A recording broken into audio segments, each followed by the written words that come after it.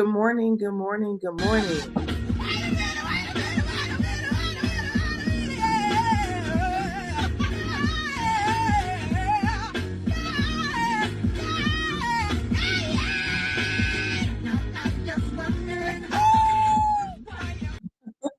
I gotta play my music. I gotta play my theme song. It's so funny. Sometimes when I get on camera, my nose just start.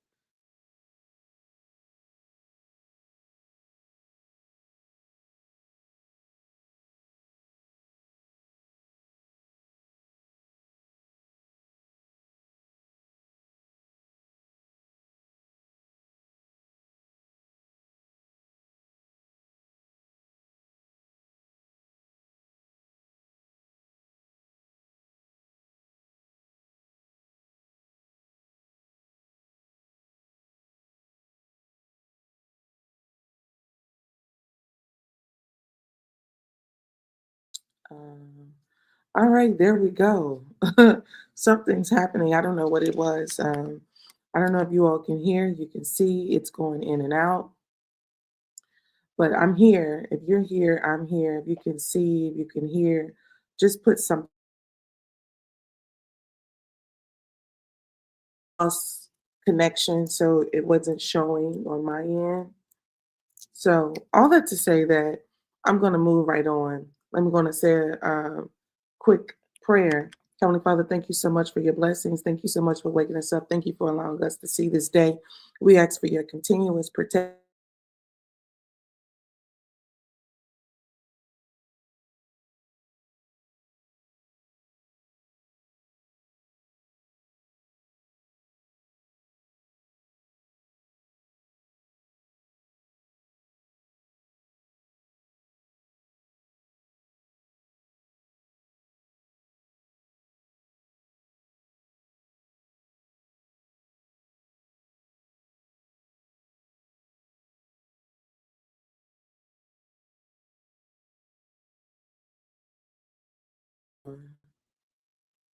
How about now?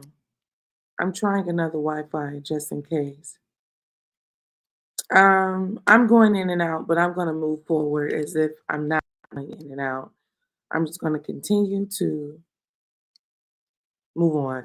All right. So, as you know, as we talked about this a couple days ago, Shedeur Sanders pretty much got a prank call, and it was from Atlanta Falcons defensive end or offensive end coordinator.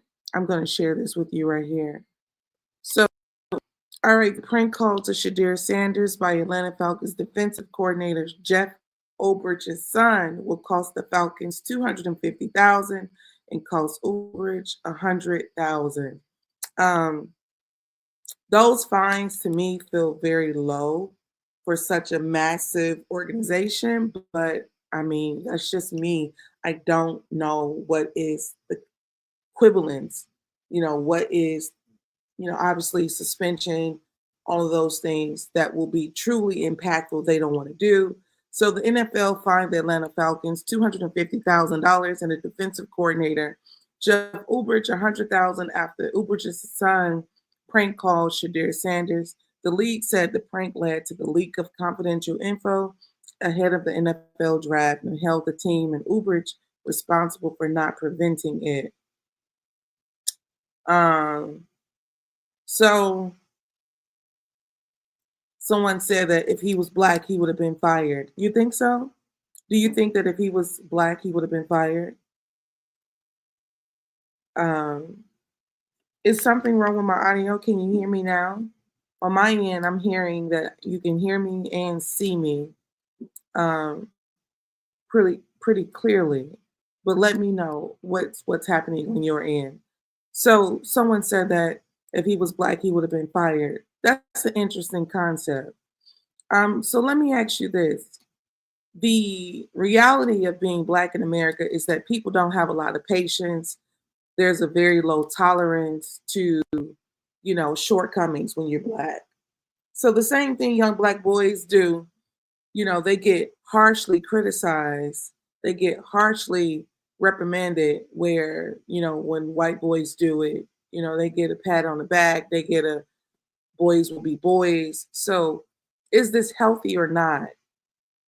Is it healthy to have such an inconsistency as it relates to Black boys? Because this is the double standard, and this is me thinking with you. I'm not being the expert right now. But the challenge is if we have our children to always think about when you are Black, is that a cripple or is it helpful? You know, is it a cripple or is it helpful to always have race a factor? Now, me personally, I think that America created the phenomenon about race. You know, they made race what they made it when they decided to get the enslaved African people, when they decided to do Jim Crow. They made it about race. So, no, it's not us making it about race. But I'm thinking for young people who are a little bit detached from racism as it relates to, you know, some young people, especially I've met, I don't even know what their generation is called, but teenagers, they don't have deep connection to history and they don't view race the same,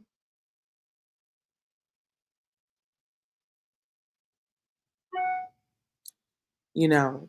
So all that to say that people say that if he was Black, he would have been fired, but um I wanted you to hear some of the audio that he said. It was just a pretty much a clear apology as he was talking about, you know, what his son had did and how he was sorry about it. I'll let you hear it right here. Second of all, I want to publicly apologize to Mr. Blank, Terry Fontenot, Raheem Morris, and the entire Falcons organization. My actions of not protecting confidential data were inexcusable. My son's actions were absolutely inexcusable. And for that, we are both deeply sorry. The NFL has taken action, and I fully respect the punishment. We take full responsibility, my son and myself, and we will not be appealing the fine in any way. Going forward, I promise my son and I will work hard to demonstrate we are better than this. Again, I'm deeply sorry for our actions. Questions? Now, this is something interesting that I saw, and I wanted to say this too because this makes a lot of sense. We're talking about a 21-year-old. We're not talking about a 16-year-old, a 17-year-old. We're talking about a 21-year-old. A lot of times in the court system in America, speaking of race again, they have the tendency to try young men as adults. So you got a young man, he's 16 or 17 years old, he steals a car, you know, then he's looked at as a grown-up. So I find it very interesting that some kind of way, you know, there is all of this, my son, my son, my son, as if we're not talking about an adult, a grown man. This is not a child. I mean, he's young. When I was 21, I was young. I was not a child. People wasn't looking at me with a lens of as if I'm some kind of adolescent. And I think that that's the difference between being white and being Black. What's up, Linda? Good to see you, girl. Happy Thursday. Good to see you. That's my family over there, Linda from California. Good to see you on this Thursday. So that's the difference between being Black and white is that, you know, you're able to always have this viewpoint. Everyone gets to view you as innocent, even when you're guilty. People give you compassion, even when it's undeserved. People give you grace, even when it's undeserved. And that's the difference between being Black and white in this country. When you are Black, you're guilty until proven innocent. When you're white, you're always innocent until proven guilty. And, you know, we have a person who is absolutely guilty. The son is guilty. What is the punishment? Um, there's all forms of punishment when you are when you're caught doing acts of wrongdoing. Me personally, if I would have got Shedeur Sanders' number and I called him, to get my numbers up online and I was showcasing it, there would be severe punishment because people don't have patience toward Black folk a lot of times. So all that to say that this is unfolding very easily, quickly to a bunch of, whatever. It's moving on. Something else that I saw online, which was I saw this story online. It just really made me wonder. I don't know if you all know about the Slutty Vegan, the restaurant Slutty Vegan, but there's been quite a few things that transpired with Slutty Vegan. The bar vegan, started by Pinky Cole and her brand Slutty Vegan in 2021, announced the bar is closing for good after failure to pay $95,000 lawsuit for unpaid wages. The Slutty Vegan brand shuts down another location, and this time it's the bar vegan concept. As you recall, we reported about the 95,000 settlement that was unpaid to the former employees and their legal fees. Also, the lawyers representing Bar Vegan says they haven't been paid either. I wanted to say that somebody said on here, now why would the lawyers think that they were going to be paid if the employees weren't paid? That's not funny, but it's kind of funny. So all this to say that another thing that was on here was lawyers representing Slutty Vegan are now trying to back out of the case after not getting paid. They represented the company against a lawsuit for not properly paying their employees in 2022. Well, as a person who lives in Atlanta and who have been to Slutty Vegan and who have enjoyed Slutty Vegan the times that I've been, I will say that this is very surprising. There's never been a time that I went to Slutty Vegan where it wasn't crowded, it wasn't eventful, or there wasn't just patrons in the store. So, or the restaurant. This feels very much questionable. Like, what is happening globally with restaurants and a bunch of other places where they are just not meeting the numbers, even if they appear to be successful? It just seems as if the numbers are not being met, even if it appears that the numbers are being met. The appearance and what is are two different things. So all that to say that of course we want the best for Slutty Vegan and everyone over there at Slutty Vegan, but something feels really strange about the whole thing. Like I said, every time you go, it's a lot of people there. It's not just a few, it's very crowded. So for it to be a place where it has to be shut down, it doesn't even seem like it makes any sense. To send Pinky Cole good vibes, just put Slutty Vegan in the chat. Just put Slutty Vegan in the chat. We always want Black folks to do well, and whatever their business adventures are, we want them to exceed.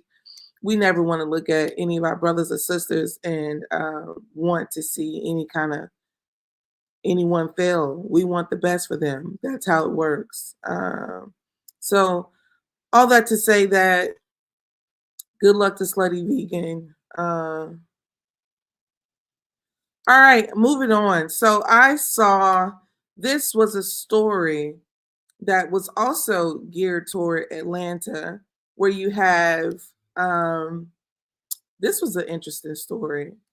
I just want to talk about the culture of people. I talk about culture very often, but look at this. A man accused of shooting another man at an Atlanta gas station and then stealing his car was caught near the famous Magic City strip club. So the question is, was he at Magic City or near Magic City? Because people saying that he was at Magic City. So man shoots victim, steals his car, then gets caught at Magic City strip club. I'm trying to figure out what is the psychology behind folks that I'm going to shoot you, take your car, and then go watch some girls shake their ass. That feels very strange. I'm going to shoot you. I'm going to take your car, and then I'm going to the strip club. That's a cultural that's cultural insanity. Like, what is wrong with people? That's not a healthy that's not a healthy mental thought process. You know, all that to say that a lot of people here should be very careful. There's a lot of strange behavior in the country in general right now. People are out of their mind, and what is happening with the people that are out of their mind is they look just like the people that are sane. So you find people walking the streets dressed normal, but mentally at a at a brink of a breakdown. You find people that appear to be healthy, but they are mentally poisoned. Mind is gone. Don't have any healthy thought process whatsoever. So as you hang out, as you kick it, as you have a good time, do not minimize your safety. Do not minimize what's going on in this world. There's a lot of chaos, and the chaos is just, it's happening all over. It's not just Atlanta, it's all over the world. Detroit, Utah, Denver. I told you we were in Denver just a few months ago or a month ago, and in Denver, the downtown was a zombie town. There was no one downtown, and I had never seen a city in a metro downtown area where it was almost like a ghost. And then when you did find people downtown walking, um, some of them were zombies. They were high, strung out on drugs. Um, And yeah, my sister Tamara, she just said that more folks are mentally deranged than ever. I agree. Not only that, America is stressful. I tell you this all the time. America is stressful. That means that there is a lot of stress in America. And it's not just you know, men are stressed, women are stressed, children are stressed. So when I see people that just don't have the capacity to manage what's here in America, it's understandable. It's not strange. People like I follow pages. People are like, I'm packing up. I'm leaving. I can't take it no more. Absolutely, as you should get your ass out of here. This is America has a way of being very stressful. And I don't know if you all know this, but when I visit Europe, Europe has a way of preserving its architecture. America is so disconnected from her own architecture. That means that, all of this building up, building up, building up, building up, building up. I don't know how healthy it is for the mind, for peace.